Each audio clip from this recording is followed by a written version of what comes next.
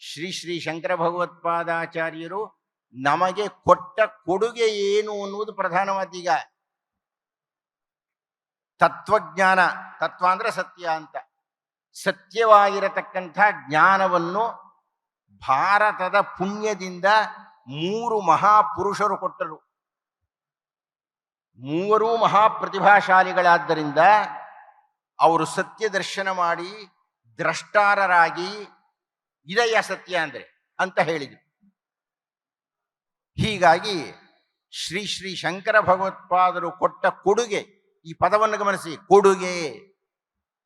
ಕೊಡುಗೆ ಅಂದ್ರೆ ಅರ್ಥ ಏನು ಅಂದ್ರೆ ಯಾರಲ್ಲಿ ಏನು ಇರುವುದಿಲ್ಲವೋ ಅದನ್ನು ಕೊಡಬೇಕು, ಇದ್ದಿದ್ದನ್ನು ಕೊಡೋದಲ್ಲ, ಇರದೇ ಇರುವುದನ್ನು ಕೊಡಬೇಕು. ಆ ಕೊಡುಗೆ ಏನು ಕೊಟ್ಟರು ಶಂಕರ ಭಗವತ್ಪಾದಾಚಾರ್ಯರು? ಇವತ್ತಿನ ದಿವಸ ಪ್ರಪಂಚದ ವಿಜ್ಞಾನ ಜಗತ್ತು, ವಿಶೇಷವಾಗಿ ಭೌತ ವಿಜ್ಞಾನಿಗಳು ಶ್ರೀ ಶ್ರೀ ಶಂಕರ ಭಗವತ್ಪಾದಾಚಾರ್ಯರ ಅದ್ವೈತ ಸಿದ್ಧಾಂತವನ್ನು ಕುರಿತು ಪುಸ್ತಕಗಳನ್ನು ಬರೀತಾರೆ. ಅವರು ಹೇಗೆ ನಮಗೆ ಉಪಕೃತರಾಗಿದ್ದಾರೆ ದಯವಿಟ್ಟು ಗಮನಿಸಿ. ಈಗ ನಮಗೆ ಭಾರತಕ್ಕೆ ಯಾವ ರೀತಿ ತತ್ವವನ್ನು ಚಿಂತನೆ ಮಾಡಬೇಕು ಅಂತ ಗೊತ್ತಿರಲಿಲ್ಲ. ನಾವು ಮಾತಾಡ್ತಾ ಇದ್ವಿ, ಶ್ರೀ ಶ್ರೀ ಶಂಕರ ಭಗವತ್ಪಾದಾಚಾರ್ಯರ ಹಿಂದೆ ಇದ್ದಂತಹ ಶ್ರೀ ಶ್ರೀ ಗೋವಿಂದ ಭಗವತ್ಪಾದಾಚಾರ್ಯರು, ಅವರ ಗುರುಗಳಾಗಿದ್ದಂತಹ ಗೌಡಪಾದಾಚಾರ್ಯರು ಎಲ್ಲರೂ ಮಾತಾಡ್ತಾ ಇದ್ರು. ಆದರೆ ಹೇಗೆ ಚಿಂತನೆ ಮಾಡಬೇಕು ಅಂತ ಗೊತ್ತಿರಲಿಲ್ಲ. ಹೀಗಾಗಿ ಶ್ರೀ ಶ್ರೀ ಆಚಾರ್ಯರು ಒಂದು ಸಿದ್ಧಾಂತವನ್ನು ರೂಪಿಸಿದರು. ಅದರ ಹೆಸರೇ ಪ್ರಸ್ಥಾನತ್ರಯ ಅಂತಂತ. ಮೊಟ್ಟ ಮೊದಲ ಬಾರಿಗೆ ಕೇಳಿಸ್ಕೋಬೇಕು ನೀವು, ಇಡೀ ಪ್ರಪಂಚದ ತಾತ್ವಿಕ ಚಿಂತನೆಯಲ್ಲಿ ಮೊಟ್ಟ ಮೊದಲ ಬಾರಿಗೆ ಹೀಗೆ ಯೋಚನೆ ಮಾಡಬೇಕ್ರಿ ಅಂತ ಹೇಳಿ ಬ್ರಹ್ಮಸೂತ್ರಗಳು ಅಂತ ಒಂದು 555 ಸೂತ್ರಗಳಿದೆ. ಮಹಾ ಕಬ್ಬಿಣದ ಕಡಲೆ ಇದು. ಆ ಒಂದೊಂದು ಸೂತ್ರ ನಿಮ್ಗೆ ಅರ್ಥ ಮಾಡಿಸೋಣ ಒಂದು 2 ಗಂಟೆ ಬೇಕಾಗುತ್ತೆ. ಅಂಥ 555 ಸೂತ್ರಗಳಿಗೆ ದಾಖಲು ಮಾಡ್ಕೊಳ್ಳಿ. ಮೊಟ್ಟ ಮೊದಲ ಬಾರಿಗೆ ಭಾಷ್ಯವನ್ನು ಬರೆದರು. ಅದು ಕೊಡುಗೆ, ಮೊಟ್ಟ ಮೊದಲೇ ಬಾರಿ ಬರೆದಿದ್ದು. ಪರವಾಗಿಲ್ಲ, ನೀವೇ ಚಪ್ಪಾಳೆ ಹೊಡಿತಾ ಇದ್ದೀರಿ, ಹೊಡೀರಿ ಅಂತ ಹೇಳದೇ ಇದ್ರು. ಬ್ರಹ್ಮಸೂತ್ರಗಳಿಗೆ ಭಾಷ್ಯವನ್ನು ಬರೆದರು ಮೊಟ್ಟ ಮೊದಲ ಬಾರಿಗೆ. ಎರಡನೆಯದಾಗಿ ಉಪನಿಷತ್ತುಗಳು, 10 ಉಪನಿಷತ್ತುಗಳು, 108 ಇದೆ, 10 ಉಪನಿಷತ್ತುಗಳನ್ನು ಆಯ್ಕೆ ಮಾಡಿಕೊಂಡ್ರು. ಉಪನಿಷತ್ತುಗಳಿಗೆ ಭಾಷ್ಯವನ್ನು ಬರೆದರು ಮೊಟ್ಟ ಮೊದಲನೇ ಬಾರಿಗೆ. ಈ ಇನ್ನೊಂದ್ಸಲ ಚಪ್ಪಾಳೆಗೆ ಸಿದ್ಧ ಆಗಿ ಭಗವದ್ಗೀತೆಗೆ ಮೊಟ್ಟ ಮೊದಲ ಬಾರಿ ಭಾಷ್ಯವನ್ನು ಬರೆದರು. ಪರವಾಗಿಲ್ಲ, ಚಪ್ಪಾಳೆ ಹೊಡೆದು ಕಲ್ತಿದ್ದಾರೆ. ಅಂದರೆ ಈ ಪ್ರಸ್ಥಾನತ್ರಯವನ್ನು ಸ್ಥಾಪನೆ ಮಾಡಿ ಹೀಗೆ ಯೋಚನೆ ಮಾಡಬೇಕು ಅಂತ ಹೇಳಿ ದಾರಿಯನ್ನು ತೋರಿಸಿದರು.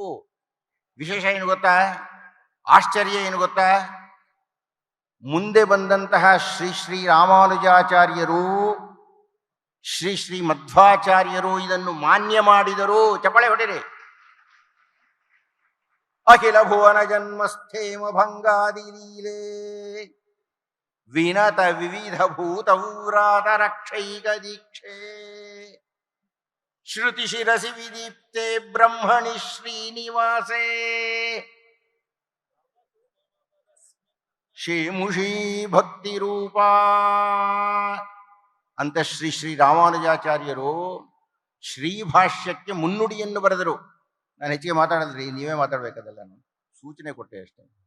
ಶ್ರೀಮನ್ಮಧ್ವಮತೆ ಹರಿ ಪರತರಃ ಸತ್ಯಂ ಜಗತ್ ಜೀವೋ ಭೇದಗಣ ಹರೇರನುಚರ ನೀಚೋಚ್ಛ ಭಾವಂಗತ.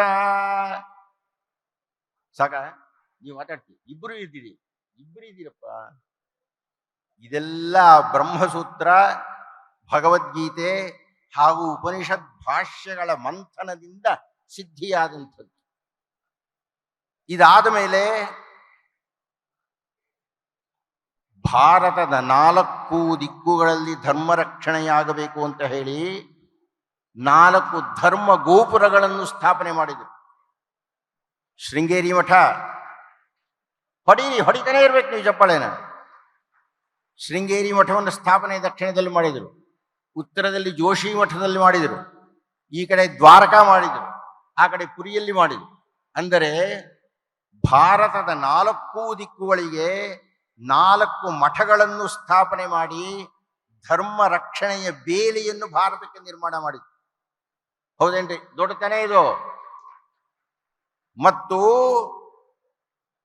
ಈ 4 ಮಠಗಳಿಗೆ ಇಂಥ ಕರ್ತವ್ಯ ಇದೆ ಅಂತ ಹೇಳಿ 4 ಮಹಾವಾಕ್ಯಗಳನ್ನು ತಗೊಂಡು, 4 ವೇದಗಳಿಂದ 4 ಮಹಾವಾಕ್ಯಗಳನ್ನು ತಗೊಂಡು ಈ ಮಠದವರು ಈ ಮಹಾವಾಕ್ಯಕ್ಕೆ ಅನುಗುಣವಾಗಿ ಪ್ರಚಾರ ಮಾಡಬೇಕು ಅಂತ ಹೇಳಿದರು.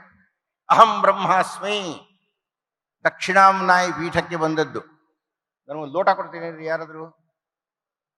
ಯಾರಾದರೂ ಕೇಳಿಸ್ಕೊಂಡ್ರೆ ಒಂದು ಲೋಟ, ಪ್ಲಾಸ್ಟಿಕ್ ಲೋಟ ಕೊಡಿ, ಕೊಡಿ.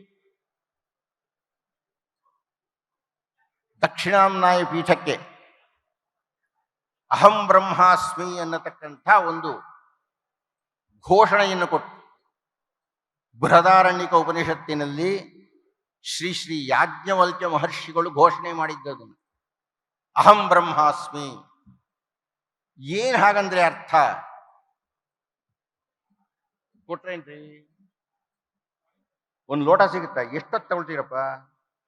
ಅಹಂ ಬ್ರಹ್ಮಾಸ್ಮಿ ಅಂದ್ರೆ ಅರ್ಥ ಏನು ಅಂದ್ರೆ, ದಯವಿಟ್ಟು ಕೇಳಿಸ್ಕೊಳ್ಳಿ, ಇದು ಅರ್ಥ ಮಾಡ್ಕೋಬೇಕು ನೀವು. ಇವತ್ತು ಇಷ್ಟೊತ್ತು ಕೂತಿದ್ಮೇಲೆ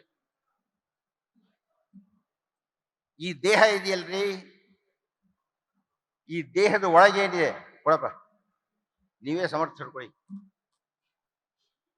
ಇದೇನಿದು? ಇದೊಂದು ಲೋಟ. ಇದ್ರ ಒಳಗೇನಿದೆ? ಖಾಲಿ ಇಲ್ಲಣ್ಣ ಪೆದ್ದಣ್ಣ, ಗಾಳಿ ಇದೆ. ಖಾಲಿ ಇಲ್ಲ. ಇದ್ರೊಳಗೆ ಆಕಾಶ ಇದೆ, ಹೌದಾ? ಇದರೊಳಗೆ ಆಕಾಶ ಇದೆ. ಇದಕ್ಕೆ ಸಂಸ್ಕೃತದಲ್ಲಿ ಬೇರೆ ಬೇರೆ ಪದಗಳಿದೆ, ಭಾಷೆಯಲ್ಲಿ ಘಟ ಇತ್ಯಾದಿ ಕರೀತಾರೆ. ನಿಮಗೆ ಅರ್ಥ ಆಗ್ಲಿ ಅಂತ ಇದನ್ನು ತಗೊಂಡಿದ್ದೀನಿ. ಇದನ್ನು ದಯವಿಟ್ಟು ನೋಡಿ, ಎಲ್ಲರೂ ನೋಡಿದ್ರೆ ನಿಮಗೆ ಅಹಂ ಬ್ರಹ್ಮಾಸ್ಮಿ ಅರ್ಥ ಆಗ್ಬಿಡತ್ತೆ. ಇದು ನಮ್ಮ ದೇಹ, ಇದು ನಮ್ಮ ದೇಹ. ಈ ದೇಹದ ಒಳಗೇನಿದೆ? ಒಳಗೇನಿದೆ? ಆಕಾಶ ಇದೆ. ಹೇಳ್ರಿ, ಈ ದೇಹದ ಒಳಗೆ ಆಕಾಶ ಇದೆ. ಈ ದೇಹ ಬಿದ್ದು ಹೋದರೆ ಈ ಒಳಗೆ ಇರತಕ್ಕಂಥ ಆಕಾಶ ಏನಾಗುತ್ತೆ ನೋಡಿ ಸ್ವಲ್ಪ. ಒಳಗೆ ಆಕಾಶ ಇದೆ, ಈ ದೇಹ ಬಿದ್ದು ಹೋಗ್ತಾ ಇದೆ. ಈಗ ಆ ಒಳಗಿರೋ ಆಕಾಶ ಎಲ್ಲಿ ಹೋಯ್ತು? ಒಳಗೆ ಇದ್ದ ಆಕಾಶ ಎಲ್ಲಿ ಹೋಯ್ತ್ರಿ? ಗೊತ್ತಾಗಿಲ್ವಾ? ನೀವು ಬ್ರಾಹ್ಮಣರಲ್ಲಪ್ಪ. ಈ ಲೋಟದ ಒಳಗೆ ಇದ್ದ ಆಕಾಶ ಎಲ್ಲಿ ಹೋಯಿತು? ಹೊರಗಿರೋ ಆಕಾಶದಲ್ಲಿ ಸೇರ್ ಹೋಯ್ತ್ರಿ. ಲೋಟದ ಹೊರಗೆ ಆಕಾಶ ಇತ್ತು, ಲೋಟದ ಒಳಗೆ ಆಕಾಶ ಇದೆ. ಈ ದೇಹ ಬಿದ್ದು ಹೋದಾಗ, ಮುದುರಿ ಹೋದಾಗ ಒಳಗೆ ಇರತಕ್ಕಂಥ ಆಕಾಶ ಹೊರಗೆ ಇರತಕ್ಕಂಥ ಆಕಾಶದಲ್ಲಿ ಲೀನವಾಯಿತು. ಹೌದಾ? ಹೌದೇನ್ರಿ? ಒಳಗಿರುವುದು ಆತ್ಮ, ಸುತ್ತಲೂ ಇರತಕ್ಕಂಥದ್ದು ಪರಮಾತ್ಮ. ಅಥವಾ ಇನ್ನೂ ಸರಳವಾಗಿ ಒಳಗಿರತಕ್ಕಂಥದ್ದು ಬ್ರಹ್ಮನ್ನಾದರೆ ಹೊರಗಿರತಕ್ಕಂಥದ್ದು ಪರಬ್ರಹ್ಮನ್. ಒಳಗಿರುವ ಬ್ರಹ್ಮನ್ ಹೊರಗಿರುವ ಪರಬ್ರಹ್ಮದಲ್ಲಿ ಸೇರಿ ಹೋಯಿತು. ಆದ್ದರಿಂದ ಒಳಗಿರತಕ್ಕಂಥ ಬ್ರಹ್ಮವೇ ಹೊರಗಿರತಕ್ಕಂಥ ಪರಬ್ರಹ್ಮನ್. ಹೊರಗೆ ಇರತಕ್ಕಂಥ ಸುತ್ತಲೂ ಇರತಕ್ಕಂಥ ಪರಬ್ರಹ್ಮದ ಒಂದು ಎಳೆ ನಮ್ಮ ದೇಹದ ಒಳಗಿದೆ. ಆದ್ದರಿಂದ ನಾನು ಪರಬ್ರಹ್ಮನ್. ಅರ್ಥ ಆಯ್ತಾ? ಅರ್ಥ ಆಯ್ತೇನ್ರಿ? ಹೇಳಿ ಮತ್ತೆ. ಅಹಂ ಬ್ರಹ್ಮ ಅಸ್ಮಿ ಅಂದ್ರೆ ಅರ್ಥ ನಾನು ಬ್ರಹ್ಮವಾಗಿದ್ದೇನೆ. ನೀವು ಪುಟ್ಟ ಮನುಷ್ಯ ಅಲ್ಲ, ನೀವು ಯಾವ ದೇವತೆಯೂ ಅಲ್ಲ, ನೀವು ಪರಬ್ರಹ್ಮ ಸ್ವರೂಪ. ಹೇಳಿ, ನಾನು ಪರಬ್ರಹ್ಮನ್. ಹೇಳ್ರಿ, ಅಹಂ ಬ್ರಹ್ಮ ಅಸ್ಮಿ, ಅಹಂ ಬ್ರಹ್ಮಾಸ್ಮಿ, ಅಹಂ ಬ್ರಹ್ಮಾಸ್ಮಿ, ಅಹಂ ಬ್ರಹ್ಮಾಸ್ಮಿ. ಇದು ನೀವು ಬ್ರಹ್ಮನ್. ನಿಮ್ಮ ಪಕ್ಕದಲ್ಲಿ ಕೂತಿರೋರು ಬ್ರಹ್ಮನ್, ಅವರು ಬ್ರಹ್ಮನ್. ಶೇಷಾನಂದ್ರೆ ನೀವು ಬ್ರಹ್ಮನ್, ಕರ್ಜಿಗೆ ನೀವು ಬ್ರಹ್ಮನ್, ಇವರು ಬ್ರಹ್ಮನ್, ಎಲ್ಲರೂ ಬ್ರಹ್ಮನ್. ಎಲ್ಲರೂ ಬ್ರಹ್ಮನ್. ಆದ್ರೆ ವ್ಯತ್ಯಾಸ ಏನಿದೆ ರೀ? ಎಲ್ಲರೂ ಸಮಾನರು. ಈ ಸರ್ವ ಸಮಾನತಾ ಸಿದ್ಧಾಂತವನ್ನ ನೀವು ದಾಖಲು ಮಾಡ್ಕೋಬೇಕು ಅದನ್ನ. 20ನೇ ಶತಮಾನದಲ್ಲಿ ನಾವು ಸಮಾನತೆ ಬಗ್ಗೆ ಮಾತಾಡ್ತಾ ಇಲ್ಲ. ಇನ್ನ 1200 ವರ್ಷಗಳ ಹಿಂದೆನೆ ಶ್ರೀ ಶ್ರೀ ಶಂಕರ ಭಗವತ್ಪಾದಾಚಾರ್ಯರು ಸಮಾನತಾ ಸಿದ್ಧಾಂತವನ್ನು ಘೋಷಣೆ ಮಾಡಿದರು, ಅದನ್ನು ಒಪ್ಪಿಕೊಂಡ್ರು. ಅದನ್ನು ಮುಂದೆ ಜಾರಿಗೆ ತಂದಿದ್ದು ಶ್ರೀ ಶ್ರೀ ರಾಮಾನುಜಾಚಾರ್ಯರು.